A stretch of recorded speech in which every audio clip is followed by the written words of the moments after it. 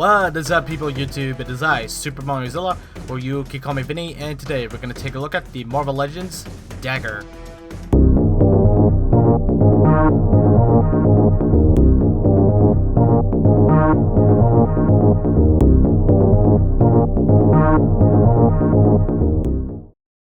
Like Cloak, I'm not too familiar with Dagger. I have done my research, but I'm not comfortable covering history because I don't want to get shit wrong. Will Dagger appeal to the Cloak and Dagger fans? Let's find out. Dagger looks decent. She is white, so be sure you clean this figure frequently so she doesn't yellow. Unfortunately, paintwork is minimal. Shading would have helped, but of course Hasbro said, nope, just rush the figure out there on the market and hope to God people pick the thing up. Oh well, let's just take a look. The face sculpt is really nice. The lips is a gorgeous metallic pink. The moon on her face is very clean. The eyes are not derped, so I'm happy about that. The hair is blonde and has a brown wash, which really makes the hair pop and looks really nice. The paint on the body is clean enough. The curves on said body are done very nicely, and has a slight muscular sculpt. The arms has a slightly muscular sculpt, and is all white except for the hands. Unfortunately, this is where the problem shines. She's all white, no shading. Even though sometimes she shaded a bit black or blue in the comics, so what's going on here? Yeah, unfortunately she's a bit bland in the looks department. The legs are all white and have a muscular sculpt, and Dagger looks bland from it. Shading would have helped, again. The shoes has a shoe-like sculpt, and that's about it. Like I said, paint is lacking for no good reason. Sculpt is fine, but paint is meh. Dagger's articulation is not bad, but it does feel a bit limited compared to other characters. Let's go over it. Head is on the ball hinge. She cannot really look down to... Actually, never mind. She looks down a pretty good amount. Looking up... not too much. We get some slight play. She can rotate with almost no problem, which is pretty good. Arms on a swivel hinge, 360. They can hinge just about 90 degrees, but you do have to force it. Elbows are on a single hinge. We also get a bicep swivel out of them. Hands on a swivel hinge.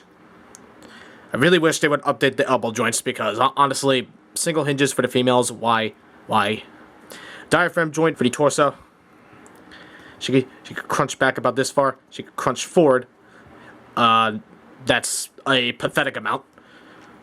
I don't understand why female figures also can't crunch forward that far.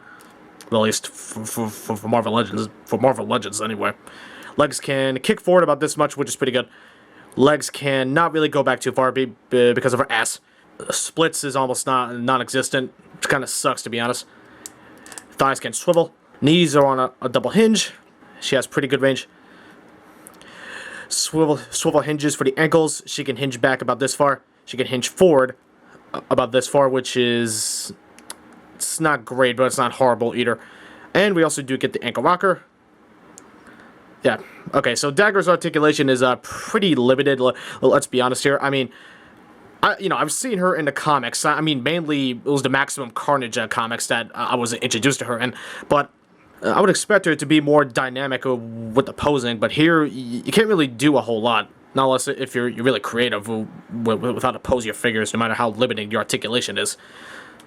And you know what, it's also a bit weird with diaphragm joint because, it separates this and that, so it's going to make her incredibly awkward to pose sometimes, if you're really OCD about that kind of stuff. So I'm not really sure how to feel about her articulation.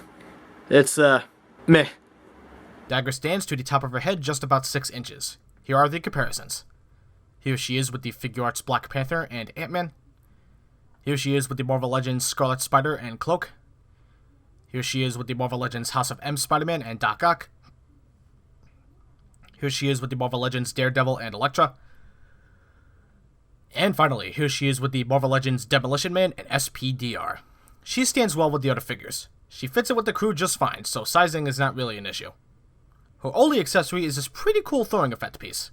A nice occlusion. The clip fits in any of her wrists, so you can make it look like she just threw daggers. It's not the best, but it's okay.